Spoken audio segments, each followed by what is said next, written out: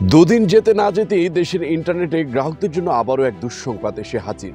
আবারও বন্ধ দ্বিতীয় সাবমেরিন কেবলের সংযোগ সরবরাহ। কিন্তু কেন বারবার নেট সেবায় গ্রাহকদের ভোগান্তির শিকার হতে হচ্ছে? তাহলে কি বাংলাদেশের জনগণকে নেটের দুনিয়া থেকে একেবারে বিদায় নিতে হবে? ফেসবুক, ইনস্টাগ্রাম সহ অন্যান্য সামাজিক যোগাযোগ ব্যবস্থার ভবিষ্যৎই বা কি হতে চলেছে? দেশের দ্বিতীয় সাবমেরিন কেবলের সংযোগ সরবরাহ বন্ধ রয়েছে, যেটি সিমিইউ-5 হিসেবে পরিচিত। সংযোগ বিচ্ছিন্ন হওয়ার কারণেই মূলত দেশে ইন্টারনেট সেবা ব্যাহত হচ্ছে। গত 19 এপ্রিল শুক্রবার দিবাগত রাত 12টার পর এই সমস্যা শুরু হয়েছে বলে জানা গিয়েছে। বিভিন্ন ইন্টারনেট সেবাদাতা প্রতিষ্ঠান এই সমস্যায় ভুগছেন। একই সাথে বিভিন্ন গ্রাহকেরাও নেটের ব্যবহারে ধীর গতির সম্মুখীন হচ্ছেন।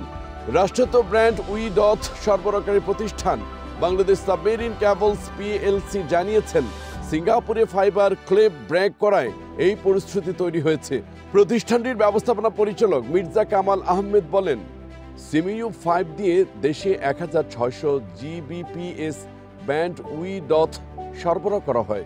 এর পুরোটাই এখন বন্ধ আছে, যা সর্বক্ষেত্রে বড় ক্ষতির সম্ভাবনাকে দৃঢ় করেছে। আমরা চেষ্টা করছি সিমিইউ-4 দিয়ে বিকল্প ব্যবস্থা তৈরি করতে।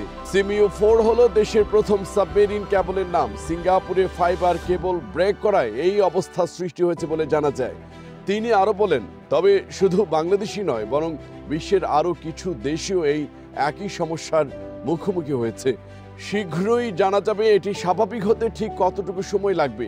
এর আগে কিছুতে এই নিয়ে কোনো তথ্য বলা যাচ্ছে না, তবে কিছুদিনের মধ্যেই অবস্থার উন্নতি হবে বলে তিনি আশ্বাস দেন। Internet service providers association of বাংলাদেশের সভাপতি বলেন, তারা অনেক গ্রাহকদের ফোন পাচ্ছেন। মুঠোফোনে গ্রাহকেরা ইন্টারনেট সেবার ধীর গতির নানা অভিযোগ করছেন। অভিযোগে কবে নাগাদ এই সমস্যাটি ঠিক হবে এই প্রশ্নের উত্তরে কিছু বলা যাচ্ছে না। ফলে তারা আরও রেগে যাচ্ছেন বলে জানা যায়। তবে গ্রাহকদের তারা আশ্বস্ত করছেন, খুব দ্রুতই এই সমস্যাটি দূর হয়ে যাবে। দেশে এখন 5500 ব্যান্ড উইডথের চাহিদা রয়েছে। এর মধ্যে সরকারি প্রতিষ্ঠান সাবমেরিন কেবল কোম্পানি 2500-এরও বেশি ব্যান্ড উইডথ সরবরাহ করে। আর ইন্টারন্যাশনাল টেরেস্ট্রিয়াল কেবলের মাধ্যমে বেসরকারি প্রতিষ্ঠানগুলো বাকি চাহিদা মিটিয়ে থাকে।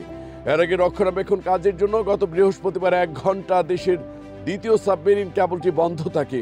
18 এপ্রিল রাত 3টা থেকে 4টা পর্যন্ত কেবলটির মাধ্যমে ইন্টারনেট ব্যান্ড উইডথ পরিষেবা বন্ধ রাখা হয়।